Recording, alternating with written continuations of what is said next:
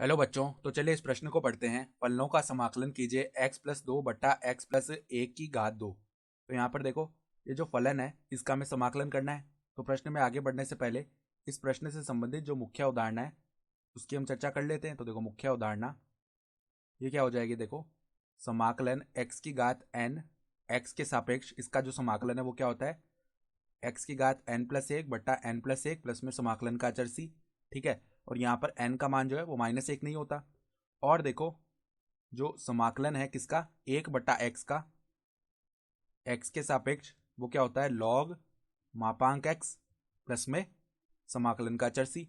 तो ये सूत्र हमें पता होने चाहिए। तो अब देखो, ये जो समाकलन है इसको हम एक बार i बोल देते हैं। तो i बराबर में क्या आ जाएगा, समाकलन x+2/x+1 की घात 2, और x के सापेक्ष होगा समाकलन। तो देखो, x+2 जो ऊपर लिखा हुआ है उसको हम ऐसे लिख सकते हैं, x+1 प्लस में 1, और बट्टा में क्या है, x+1 की घात 2 गुणा में dx। ठीक है, तो देखो x+1 बट्टा में x+1 का वर्ग और प्लस में 1/x+1 का वर्ग, इस प्रकार हम अलग अलग करके लिख लेते हैं। तो क्या बनेगा, देखो समाकलन भी अलग अलग हो सकता है योग में। तो x+1 बट्टा में x+1 की घात 2, इसका समाकलन प्लस में समाकलन 1/x+1 की घात 2 x के सापेक्ष। ठीक है, तो यहाँ पर x+1 से 1x+1 भाग हो जाएगा। तो यहाँ पर क्या बच गया, dx बट्टा में x+1, और प्लस में यहाँ पर क्या आ जाएगा, dx बट्टा में x+1 की घात 2। तो अब हम यहाँ पर एक प्रतिस्थापन कर लेते हैं। माना कि x+1 को हम एक बार के लिए t बोल देते हैं। तो अब दोनों तरफ हम x के सापेक्ष अवकलन करेंगे यहाँ पे। तो यहाँ पे तो क्या बन जाएगा, x+1 का अवकलन किया x के सापेक्ष, तो x का तो 1 हो जाएगा और जो अचर पद देगा उसका 0 हो जाएगा। तो यहाँ पर 1 आ गया, बराबर में dt बट्टा में dx, अर्थात जो यहाँ से dx का मान है वो dt के बराबर ही आ गया। तो अब देखो i का मान क्या बनेगा, i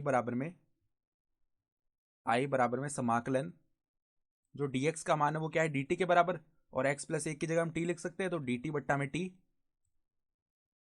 प्लस में समाकलन dt बट्टा में t² बन जाएगा। तो अब देखो, 1/t का समाकलन t के सापेक्ष क्या आ जाएगा, लॉग मापांक t, और प्लस में समाकलन का अचर इसे c1 बोल देते हैं।